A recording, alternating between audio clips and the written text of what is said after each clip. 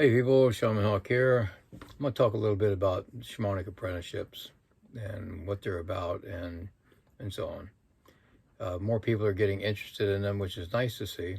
You know, I've made comments on other videos that they'll start, and especially with the 2 exercises that I always require people to do before we start the apprenticeship, most people don't complete them because it can be very self-confrontive.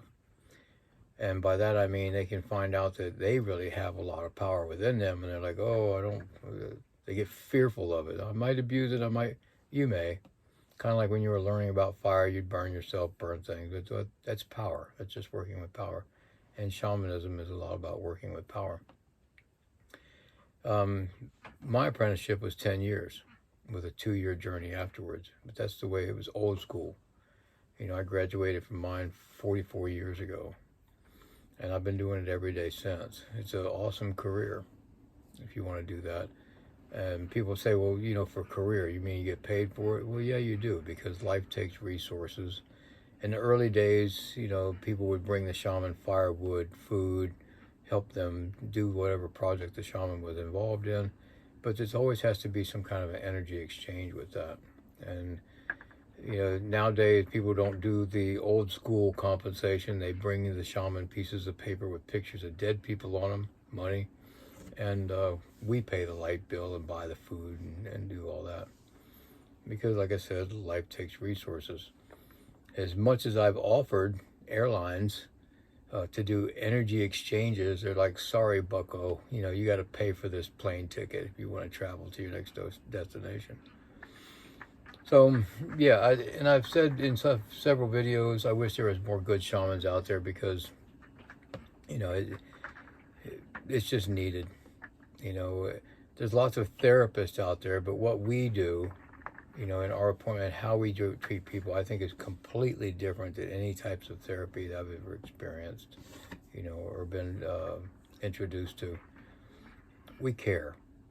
We listen more. I think we're not trying to put people in boxes. We look at everybody as a completely unique individual with and their problems may sound the same or look the same on the outside of the box, but once you get in, you find out, you know, if you're really willing to take the time and effort, the people's issues are very, very different from one person to the next, you know, even if the title's the same. So we do apprenticeships now at 4 years minimum. Still with the 2-year journey. The 2-year journey is with that person is going out and testing themselves on the world in their shamanic self. Now, many times after the first 2 years, at an average, the first 2 years is really about deprogramming and reprogramming yourself. You know, getting into your truth, your divine truth, your uniqueness. We're going to hone that down to perfection. So, because the more you are into your truth, the better you're going to operate as an individual and as the shaman. Because so many times you have to be able to be very, very empathic to be able to really feel what this person's going through. You have to be able to lose yourself into their story and come up with the solutions they need. And not from you, but from their higher consciousness, their higher self, their whatever you want, their grand purpose. You have to be able to empath that and then be able to articulate it in a way that they can accept it. And that may be completely different than your normal form of speech and interaction with people. And so it's about really losing yourself into their moment. But then you need to be able to come back to you. And the only way to really do that effectively without really getting lost in the process is really, really being in your center. All right, so there's a huge difference, by the way, between being centered in self and being self-centered. And we're going to get you centered in yourself. Now, sometimes, more often than not, perhaps, after about that 2-year period, when people really get into their own truth and really see who they are and accept it, they may not want to continue the rest of the apprenticeship because they think, wow, I've never felt like this before. For the first time in my life, I know who I am. And so I want to be this. I want to go through life like this and really experience this. Okay. I still think that's a great thing because now you got one more person out there that's really operating on 100% of self and truth. And that's an awesome thing to be out there. So if I only did that for the rest of my shamanic life, I'd be happy with that too. because that person serves a great purpose in the human community. Because people, when they get next to a person like that, they're like, wow, this person feels so different, so authentic, so real, and they're hungry for that. So if you can provide more people like that out into the world, hey, I think it's a great service. Do we get compensation for the apprenticeships? Yes, I have different versions of that. I mean, the other thing to look at is you're first of all, you should always compensate people for their time, because that's the one thing that you never get back. You can lose money, you can lose possessions, you may not get them totally replaced, but they can be succeeded.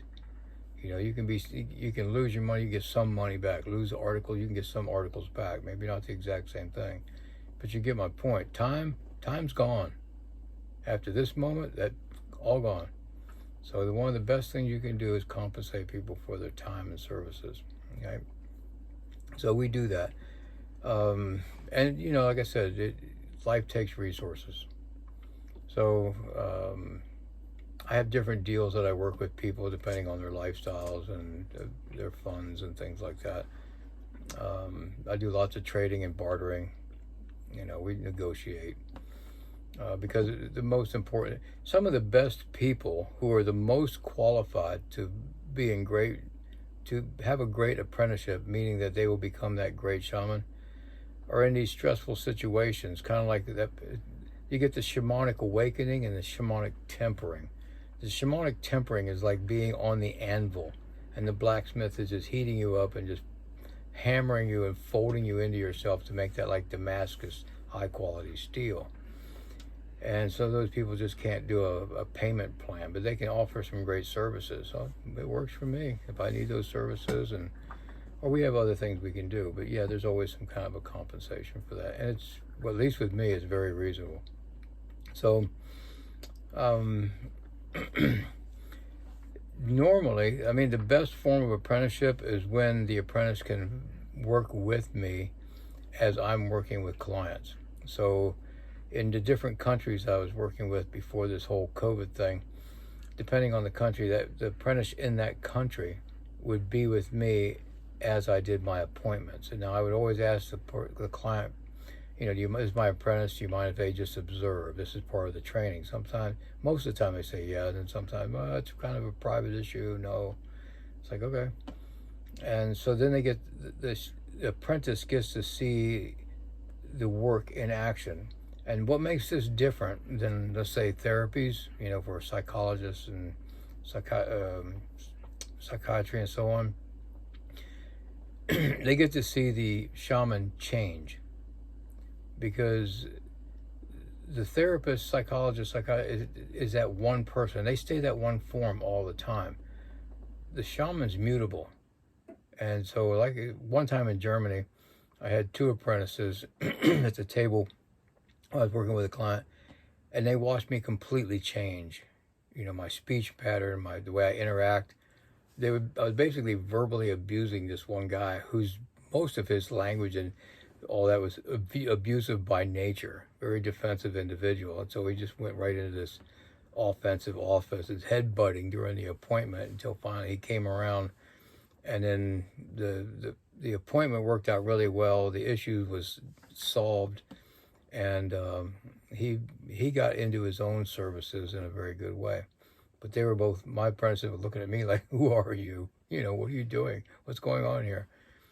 And sometimes when we get into people that they're really going into their dark side, during the appointment, and they watch me just glide into that with them, they're looking like, what's happening here? And that's when I have to tell the apprentice, this is what we're doing. If you don't want to be a part of this, then you should just go ahead and leave. And they're like, no, I'm in, And it goes to also show them that just when you think you figured out what's happening, you can be surprised, because when you look at the person, you look at the story of what's happening, it can be a completely different picture.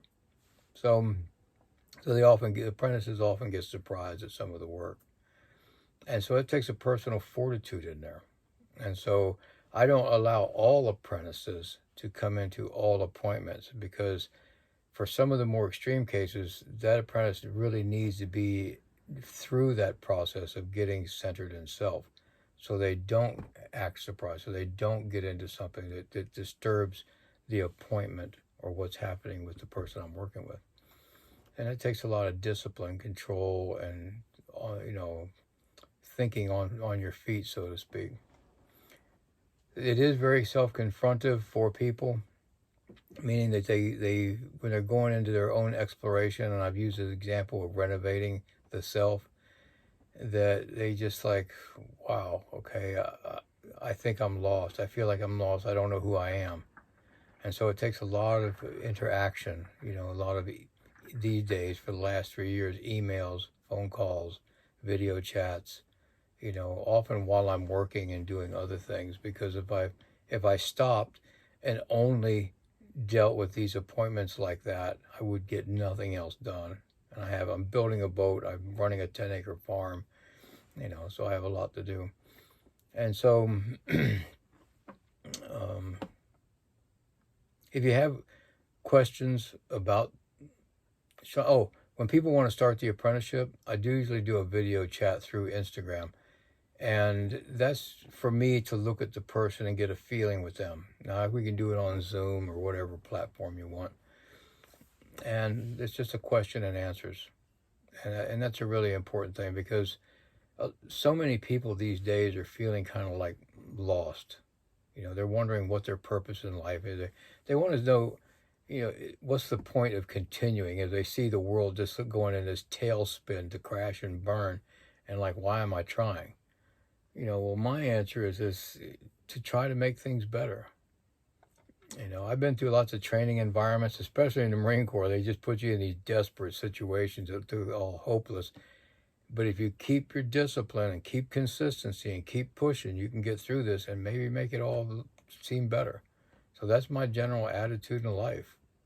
And so that's the other part that we do with people in the apprenticeship. You have to get that person to just be okay with constantly pushing through.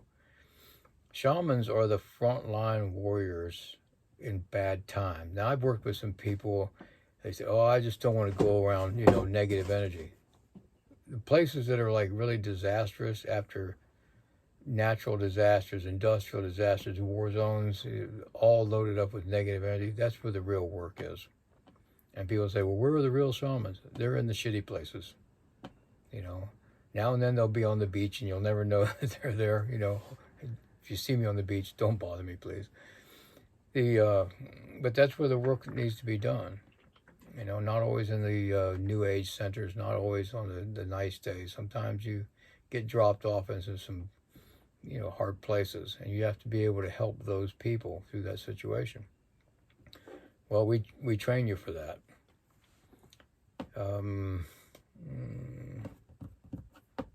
It is interesting when people get through this and they really look at themselves, and usually within that first couple years, they're looking back and like, wow, I just had no idea that this is where I would be.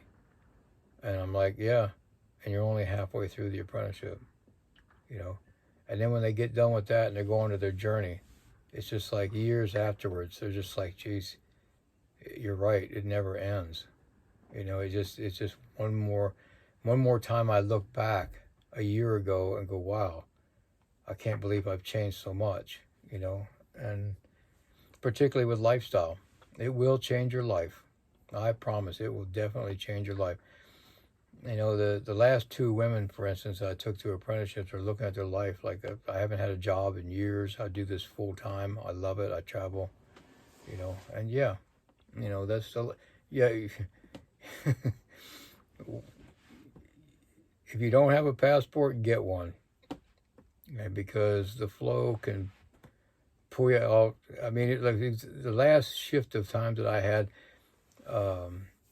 in 2014, in the end of the winter of 2014, I was on the beach in Miami, up to my chest. I was watching the sun come up, sunrise, making my morning prayers in the ocean, and just saying like, yeah, I'm ready for a change. Just put me in. I don't care where I go.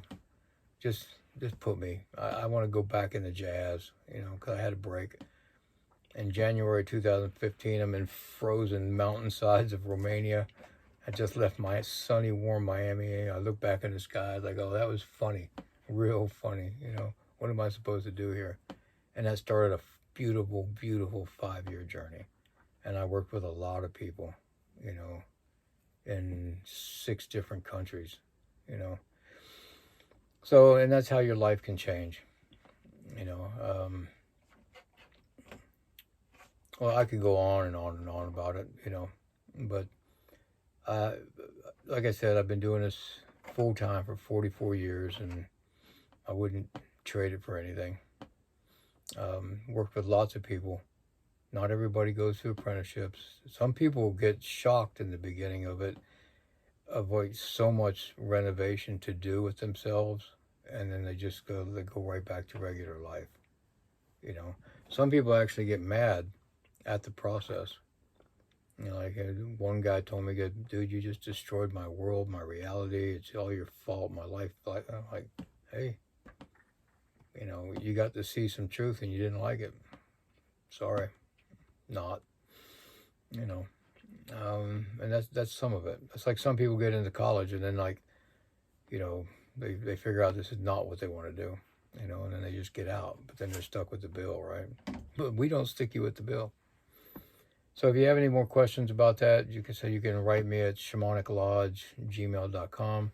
I have a other YouTube channel that I would years and years of videos on there, but it's been shadow banned and all that. And my subscribers don't get notices I post videos anymore, and that's why I started this one.